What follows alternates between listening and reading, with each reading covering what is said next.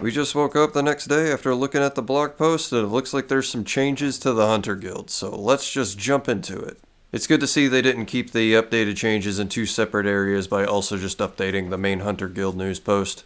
So for the Hunter's rumors, the only real change is that the range has gone from Tier 1 to Tier 4 instead of basic Tier 1, Tier 2, Tier 3. Otherwise, they're addressing concerns that it's too much like farming contracts and Slayer tasks.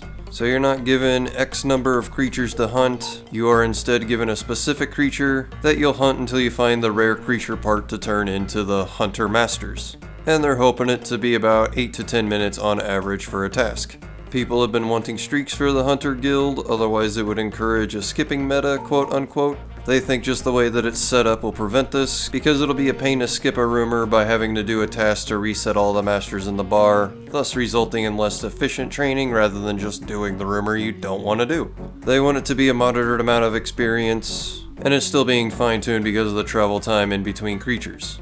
For the new Hunter pet, people wanted to know why they're introducing another Hunter pet, but this time through the guild activities. They see Hunter pets a bit differently. Most pets come from training, but Hunter is unique that its pets are obtained by actually hunting specific creatures, which fits with the theme of the skill. So for the Quetzal pet, you'll get it from doing things within the guild. Hunter meats have been changed slightly. To wrap it up, your total HP heal is more of a 60-40 split as opposed to being 85-15. So it still makes them overall slightly better than their fish counterpart, and now you can consume several of them in a row, but doing so will prevent the secondary healing. So if you carry sharks, you always have a base 20 HP, but if you bring dashing kebbits, you can get 23 HP and 10 in run energy, or you can just mash them down for the equivalency of swordfish or lobsters. They also revamped access to the meats. Simply being able to access Farlamore gives you the low tier, 25 now give mid tier, and 50 now give the high tier.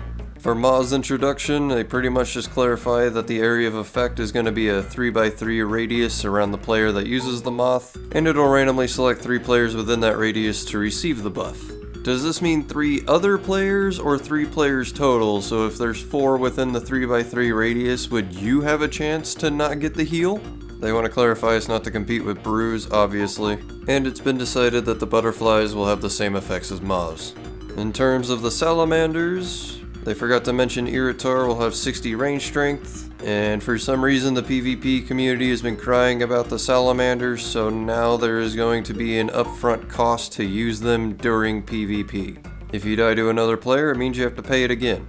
I don't like that you'd have to pay to use it in PvP, because if that's the case, how come every weapon doesn't have a charge to be able to be used in PvP? Like when the Dragon Claws took over for the Armadillo God Sword, they didn't make a charge for the Dragon Claws to have to be used. It should just be that the meta for PvP will have to change to accommodate for a more versatile weapon coming into it if people are going to use it for PvP. Mixed hide gear. Along the same lines of the PvP issues with the Salamander, the mixed hide gear would become a set for griefers. They want to change that by making the process of making the gear combat ready. Your initial first set would be affordable, but they'll get more expensive to have multiple cases in case of people stacking it up for PvP fights. I guess I really can't say too much about the Salamander and mixed hide gear since I don't PvP in RuneScape, but this just seems to be more steps for the same thing anyway. Why not just make the armor be paid for like the Salamander rather than having to go through an extra step to make it combat ready?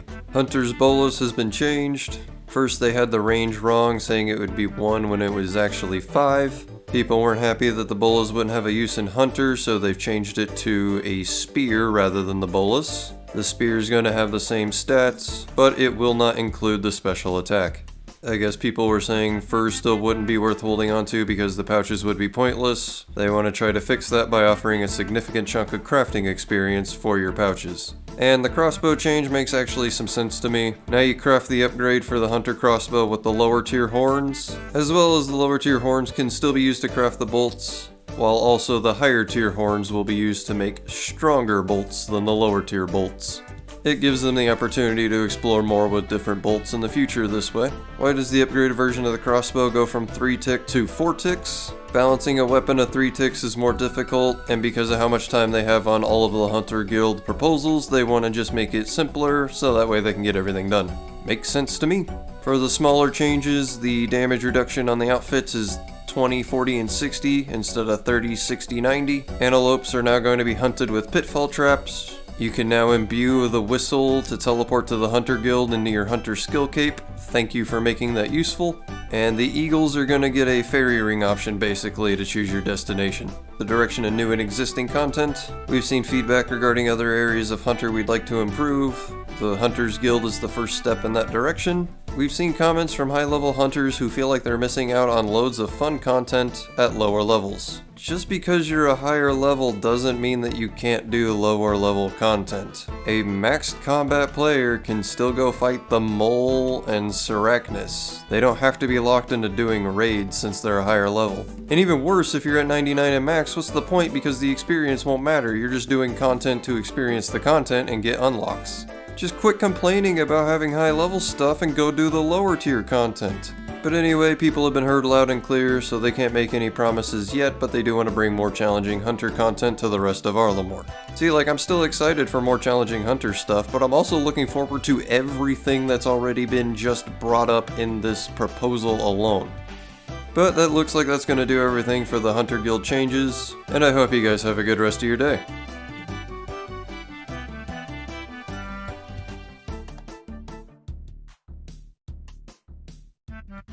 Thank you.